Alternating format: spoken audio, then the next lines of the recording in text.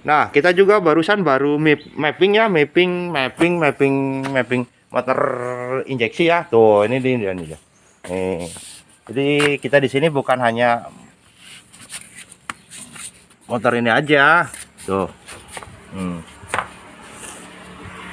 Bukan hanya motor 2 tak doang, 4 tak juga kita nerima, bahkan sampai dengan motor injeksi juga kita nerima, memahami dan menerima. Tuh, kita barusan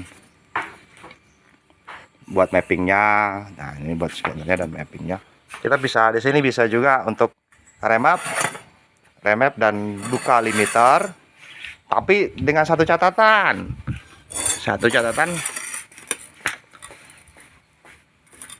Partnya itu mendukung. Jangan membuka limiter. Ini cuman cerita ya, maaf ya, pagi-pagi udah nyela orang, bukan niat nyela orang, enggak, kagak. Bukan nyela suhu, bukan, kagak. Para suhu mah bebas, terserah deh. Ini para pemula yang mengerti tentang masalah mapping, masalah remap, masalah up limiter, motor-motor injeksi, tapi bukan yang underbone ya, bukan injeksi underbone. Hati-hatinya kenapa saya katain hati-hati? Partnya harus mendukung. Kita boleh angkat limiternya yang tadinya hanya mentok di 11.000, kita bisa angkat sampai dengan 13.000 ataupun 12.000 rpm. Bener, betul, mantep, sip. Tapi pabrik sudah membatasi dengan 11.500, berarti tinggi maksimalnya hanya 0,25%, yaitu diperkirakan hanya sampai mentok di 12.300 rpm. Kenapa? Didukung dengan part-partnya yang lain seperti crankcase mesin, klep-klepnya, bahkan bagian daripada sektor injektornya dan sensor-sensor yang lainnya. Mereka mempunyai kapasitas RPM masing-masing. Seperti kalau di motor-motor yang pakai piston 4 ya, pakai piston yang lebih daripada 1, 4, dia memakai sistem injeksi RPM-nya itu sudah ada batasan. Jadi batasan-batasannya itu ada batasan pabrik, ada batasan mekanik. Nah, para mekanik hati-hati untuk merubah pabrikan. Kita bisa buat semuanya, kita bisa buat naikin. Tapi kasihan nih sama pelanggan, sama pasien kita. Kenapa? Ntar kalau jebol duitnya lebih banyak. Kenapa? Yang terutama injektor tuh udah pasti akan pengaruh. Kenapa? Karena kapasitas pabrik, dia menciptakan kapasitas pabrik. Saya sudah tes ya, saya udah uji coba ya.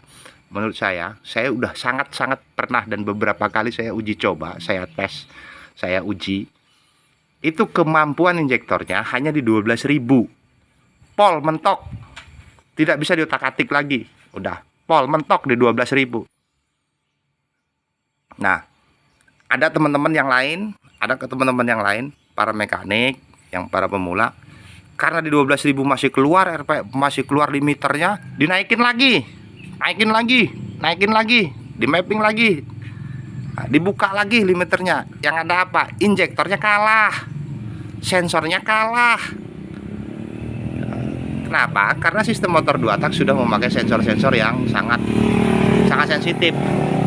Ini kita sudah cerita motor injeksi ya, malah mau cerita motor injeksi lagi nih. Tadinya dari 2 tak tuh, dari 2 tak barbar sampai ini. Nah, ini asisten saya tuh lagi pasang mesin tuh. Nah, ini kita kedatangan dapat mesin blade yang restorasi dari nol ya. Nah, ini dia. Ntar kita review yang lain, cara quarter yang baik, cara buat setting klep, cara kita memperbaiki setting klep. Nanti kita akan review semuanya, cara buat noken as, kita akan review semua. Ini sekarang kita masih cerita tentang motor 2 tak dan motor injeksi. Jadi hati-hati. Oke, pada teman-teman semua, para sahabat semua, saya cuma kasih ilmu, bagi ilmu udah. Kalau mau naikin RPM ataupun membebaskan membuka up U limiter, meninggikan kamu limiter, sesuaikanlah dengan standar pabrikannya. Maksudnya kalau pabrik membatasi dengan 11.000 rpm, maka bisa kita naikkan hanya sampai dengan 12.000 rpm. Karena apa? Kita memikirkan spare part yang lain, part-partnya yang lain, yang akan menjadi tidak akan menjadi error ataupun gimana, karena terlalu lebih, sementara kapasitas spare partnya tidak mendukung. Tapi kalau ingin membuka limiternya, atau sudah sensor TP-nya, sensor apanya, sensor injektornya semua, pakai yang RPM tinggi, monggo, silahkan. Gitu loh. Kenapa? Harga ECU dan harga ISCM itu bukan murah loh. Pedes harganya. Injektor juga bukan murah loh. Pedes harganya. Nah, jadi saya berharap kepada teman-teman semua untuk bisa lebih memahami. Jangan asal dan sesuka hati aja mengubah-ubah limiter, menaik-naikkan limiter dengan part-part standarnya. Boleh kita naikin standarnya, tapi jangan terlalu tinggi-tinggi. Kita bisa pada patokannya. Tuh di situ ada patokannya. Di mappingnya semuanya sudah ada patokannya sih, ada patokannya udah. Oh iya, nanti kita baca injektornya berapa rpm, ini berapa rpm. Udah sesuaikan mentok di rpm mentoknya aja deh, agar tidak terjadi sesuatu hal yang tidak diinginkan. Oke, cukup segitu saja. Besok lain kali nanti kita akan review lagi. Nah ini ya, ini part-part racking lagi ya, part-part motor racking ya. Saya dapat email dari YMKI ya. Karena untuk Aceh ya, untuk Aceh terutama untuk Kota Sugu Salam, saya adalah salah satu dari rekan dari YMKI-nya. Itu masuk email bahwasannya spare part racking yang berjenis blok, crankcase dan batangan untuk saat ini sudah tidak dikeluarkan lagi spare partnya dari YMKI. Nah, jadi seandainya masih ada blok-blok original yang masih ada di toko atau ada di Alfa Scorpi, itu adalah blok-blok yang stok lama.